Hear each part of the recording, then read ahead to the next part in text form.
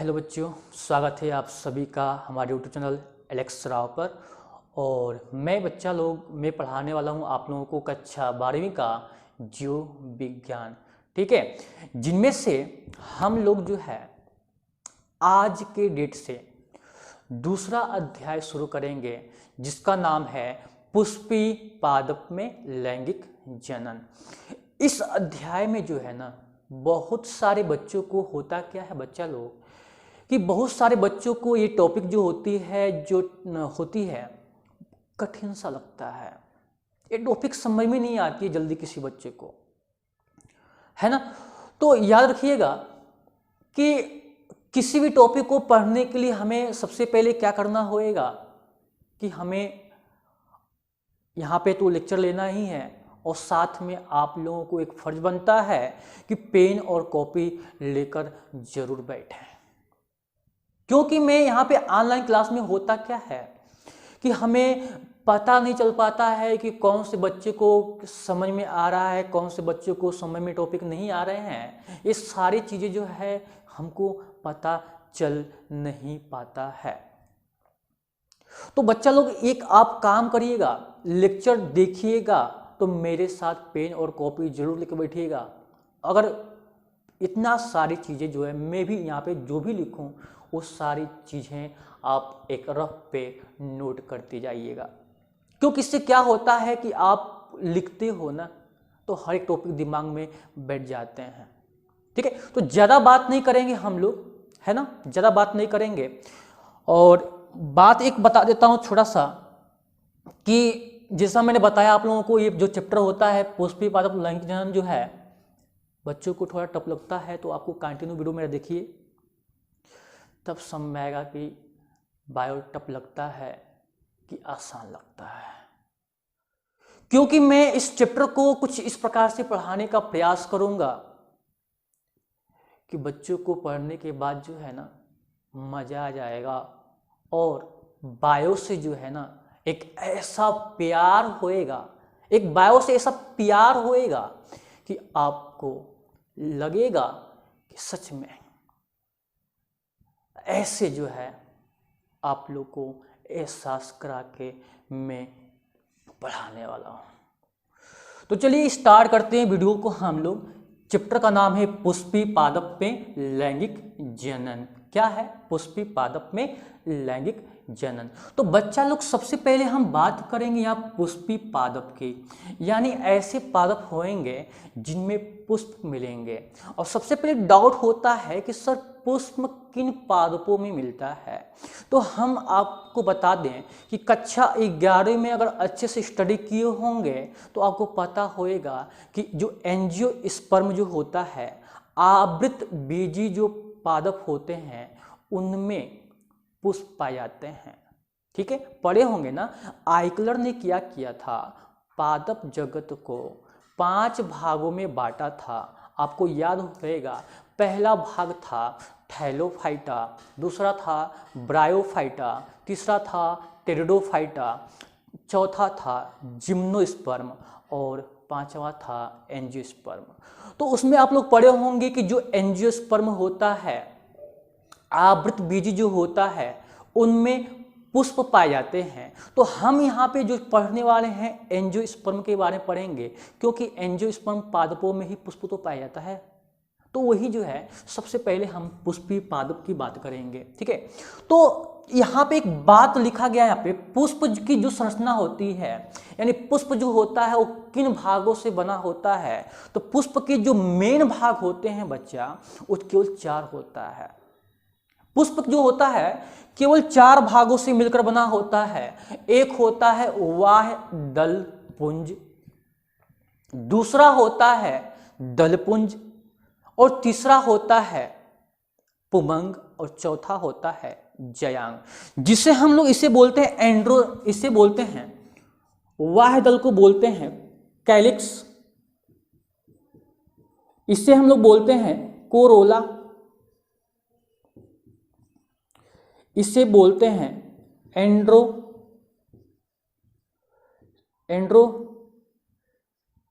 Androecium, और हम इसे बोलते हैं गाइनोसियम। ये सिंपल सी बात है, ठीक है। अब बात करेंगे ये जो मैं स्ट्रक्चर बनाया हूं, इस स्ट्रक्चर में इन सभी भाग को क्या क्या बोलते हैं। तो ये स्ट्रक्चर है कुछ नॉर्मल सा, आप मेरे से बेटर बना सकते हो, है ना। तो ये मैं फिगर सिंपल से बनाया हूं। तो कभी आपने किसी पुष्प को तोड़े होंगे, तो जिस भाग को आप तोड़ते हैं ना, जिस पुष्प के भाग को आप तोड़ते हैं, तो तोड़ने के बाद जिस भाग को पकड़ते हो ना, जैसे मान लो पुष्प मैंने तोड़ा और इस भाग को मैं पकड़ा, तो इस भाग को पकड़ते हो तो इस भाग को क्या बोलते हैं। तो याद रख लीजिएगा बच्चा लोग, इस भाग को हम लोग बोलते हैं पुष्प वृंत बोलते हैं। क्या बोलते हैं? पुष्प वृंत, जिसे हम लोग इंग्लिश में बोलते हैं पेडिसेल बोलते हैं, ठीक है, पेडिसेल, इसमें पेडिसेल बोलते हैं, ठीक है। ये भाग सिंपल सा था। अब ये जो होती है, जो ये नीचे की तरफ जो लटका हुआ है, ये नीचे की तरफ जो लटका हुआ है, इनको बोला जाता है, इनको याद रखिएगा, इसे बोला जाता है सेपल। क्या बोलते हैं? सेपल, यानी इसे बोलते हैं सेपल बोलते हैं इसे। रुक जाओ, पहले मैं इंग्लिश ही लिख दिया है ना, पहले हिंदी लिख देते हैं तब इंग्लिश लिख देते हैं, ठीक है। इसे बोलते हैं दल, इसे बोलते हैं दल। क्या बोलते हैं बच्चा लोग? दल बोलते हैं। एक बात बताओ, क्या एक दल होएगा का किसी पुष्प में? नहीं, बहुत सारे होंगे, दल होंगे, यानी बहुत सारे दल होंगे। और ये बच्चा लोग, मैं भी ना पगला गया हूँ, है ना। ये दल नहीं होता है, ये होता है वाह दल। क्या होता है? वाह दल होता है। क्या होता है? वाह दल होता है। बच्चा लोग ये बताइए, क्या किसी पुष्प में वाह दल जो होता है एक होता है का? नहीं, बहुत सारे होते हैं। तो बहुत सारे होते हैं तो उसे क्या बोलते हैं? तो याद रखिएगा, यानी दल, वाह दल के भाग के, यानी वाह दल के समूह मिलेगा तो उसे बोला जाता है वाह दल पुंज बोलते हैं। क्या बोलते हैं? वाह दल पुंज बोलते हैं, ठीक है। ये हरे रंग का होता है बच्चा लोग। ये कैसा होता है? हरे रंग का होता है। मेरे पास ब्लैक है तो ये मत समझना कि ब्लैक रंग का होता है, ये हरे रंग का होता है, ठीक है। समझने की कोशिश करिएगा ये, ठीक है, ये समझने की कोशिश कर लीजिएगा। अब इसे इंग्लिश में क्या बोलते हैं? इसे इंग्लिश में क्या बोलते हैं? ध्यान दीजिएगा, इसे हम लोग बोलते हैं सेपल। क्या बोलते हैं? सेपल। और इसे हम लोग बोलते हैं कैलिक्स, कैलिक्स, ठीक है। सिंपल सी बातें थी। अब ये पुष्प का जो दूसरा भाग होता है, जो ये लंबा सा ये देख रहे हो, ये वाला भाग देख रहे हो, इस भाग को बोलते हैं दल। क्या बोलते हैं बच्चा लोग? दल बोलते हैं। इस भाग को बोला जाता है दल, बोला जाता है, ठीक है, दल। थोड़ा ये पुष्प की जो होती है ना, रंगीन भाग होता है। ये जो दल देख रहे हो, ये पुष्प का रंगीन भाग होता है, यानी हर पुष्प जो होता है रंग बिरंग का होता है। किसी पुष्प को आप देखो, पीला होएगा, कोई सफ़ेद होएगा, कोई गुलाबी होएगा, कोई लाल होएगा, ऐसे पुष्प देखे होंगे। तो वो भाग जो होता है दल होता है। और दल सभी को मिला के नहीं बोलते हैं, उसके एक पंख जो भाग को, उसके एक भाग को बोला जाता है दल, बोला जाता है। ऐसे बहुत सारे मिलते हैं ना बच्चा लोग, तो बहुत सारे अगर दलों का समूह मिलेगा, तो दलों का समूह मिलेगा तो उसे बोलेंगे दल पुंज बोलेंगे। क्या बोलेंगे? दल पुंज। दाल पूड़ी नहीं है, दल पुंज है, ठीक है। ध्यान समझने की कोशिश करिएगा। इसे इंग्लिश में क्या बोलते हैं? इंग्लिश में तो इसे बोलते हैं पेटल,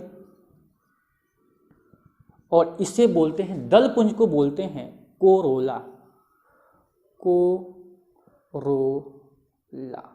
बहुत सारे बच्चों को सोचेंगे ना कोरोना बोल रहे हैं, कोरोना थोड़ी है, कोरोना नहीं है बच्चा, ये है कोरोला, ठीक है। कोई दिक्कत तो नहीं है ना, ठीक है। आगे देखिएगा ध्यान से, ये समझ में भाग आगे होंगे, ठीक है। एक बार देख लेते हैं, कट तो नहीं रहा है ना, तो ठीक है।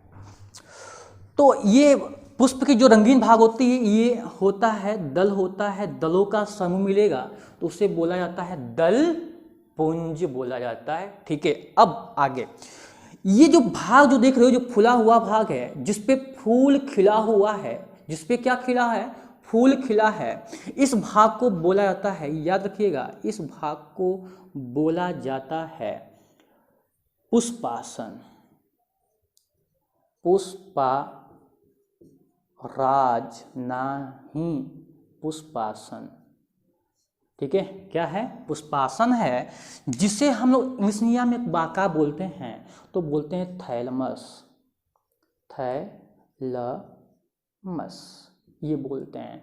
भूल मत जाना बच्चा लोग। ठीक है, ये सारी चीज जान गए। ये है पुष्पवृंत, ये है वाह्यदल, इनके समूह को वाह्यदल पुंज बोलेंगे।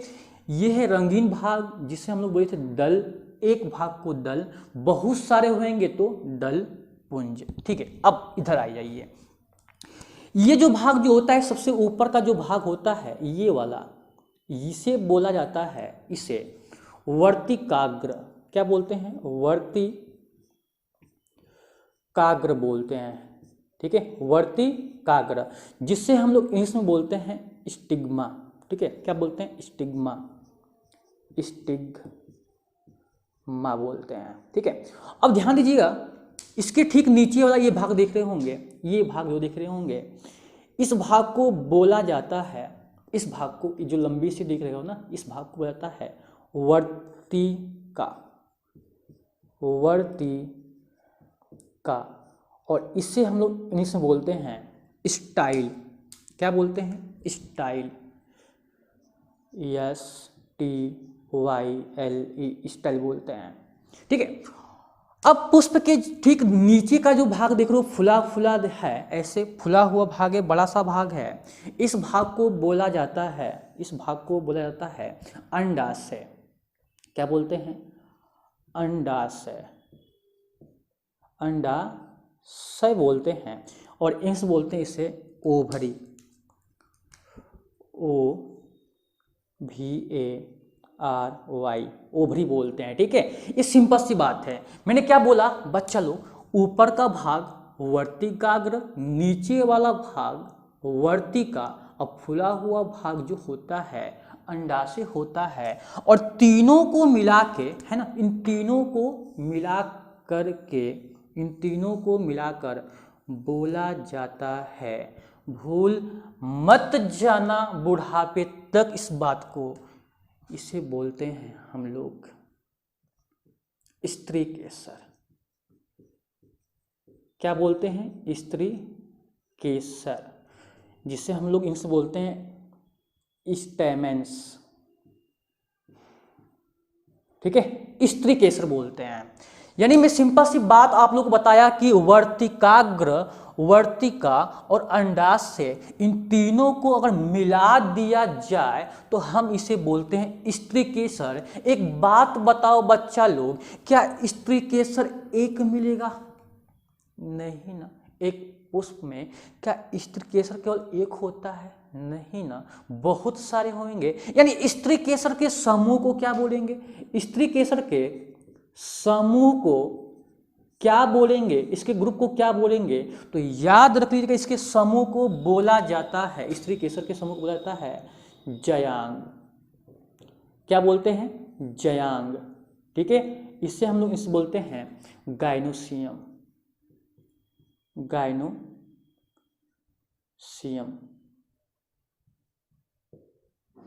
ठीक है, भूल मत जाना बच्चा लोग, क्या बोलते हैं इसे, गाइनोसियम। यही सिंपल सा बात है, यहाँ पे है।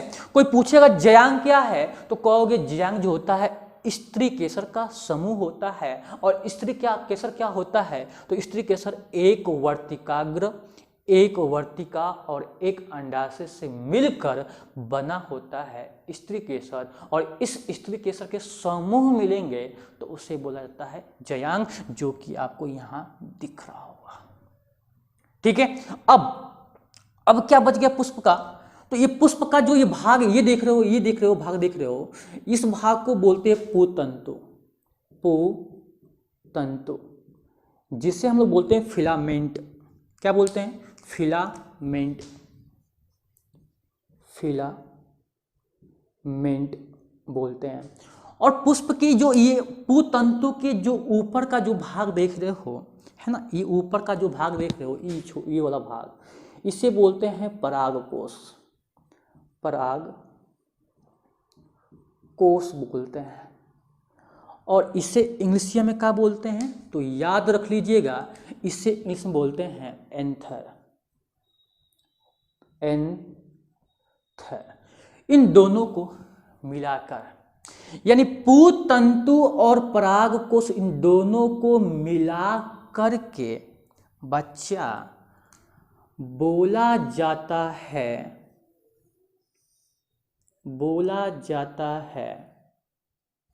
याद रख लीजिएगा, बोला जाता है पुंकेसर।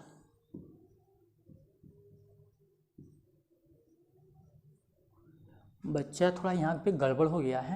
ये है कार्पल, है ना, ये है कार्पल, ये है कार्पल, और ये है आपका स्टेमेंस। ठीक है, ये है आपका स्टेमेंस। भूल मत जाना, यानी पुंकेसर क्या है, तो पुंकेसर आप कहेंगे सब परागकोश और पुतंतु, इन दोनों को मिला करके पुंकेसर कहा जाएगा। ठीक है, तो पुंकेसर क्या, यहाँ पे पुंकेसर एक है क्या, एक इधर भी तो है क्या, दो ही होएगा, नहीं, बहुत सारे होंगे। अब पुंकेसर का जब समूह मिलेगा, जब पुंकेसर का क्या मिलेगा, समूह मिलेंगे, पुंकेसर का समूह मिलेगा, तब उसे क्या बोलते हैं, तो याद रखिएगा, पुंकेसर के समूह को बोला जाता है पुमंग। यानी इसे बोलते हैं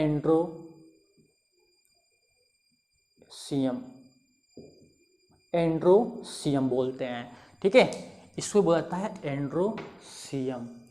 और बच्चा लोग एक बात भूल मत जाना, ये जो पुमंग जो होता है, ये नर भाग होता है, यानी ये पुमंग जो होता है नर लैंगिक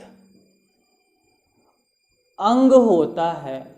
इस बात को जो है पूरे अध्याय तक या बुढ़ापे तक जो है भूल मत जाना इस टॉपिक को। ठीक है, अब कहोगे सर ये नर लैंगिक अंग है, तो मादा लैंगिक अंग कौन होएगा, तो बच्चा ये है मादा लैंगिक अंग, ये कौन है, जयांग, और जयांग को बोला जाता है मादा लैंगिक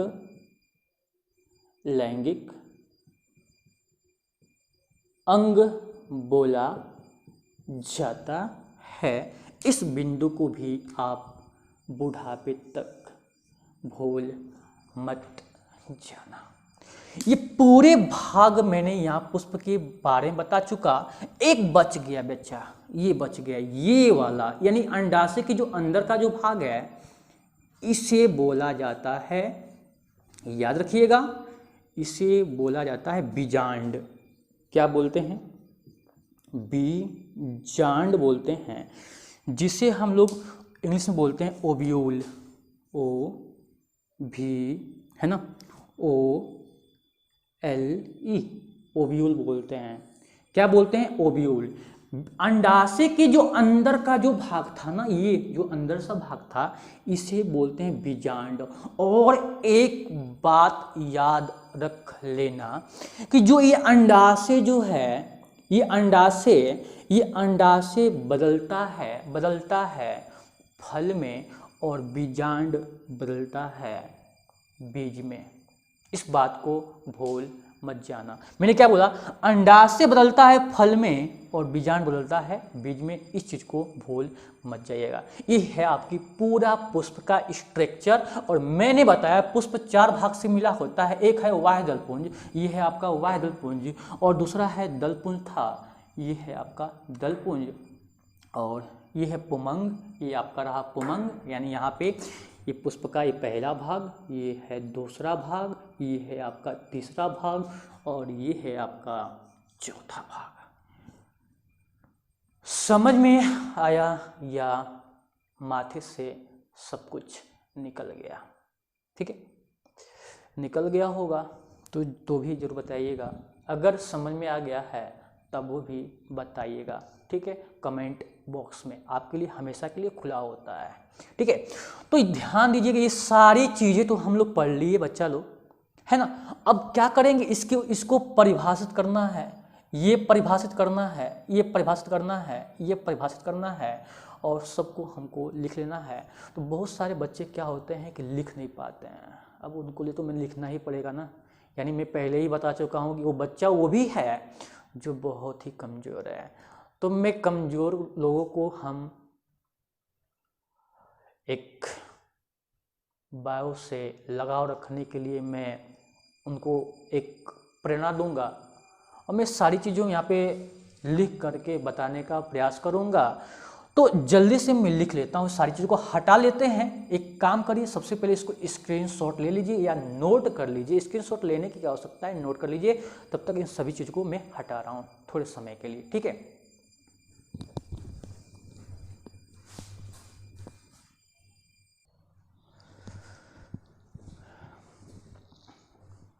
बच्चा लोग, जो मैंने अब तक जो भी आप लोगों को टॉपिक में समझाया फिगर के माध्यम से, पुष्प के 4 भाग थे, आपको पता ही था, जो मैंने आपको समझा चुका हूँ।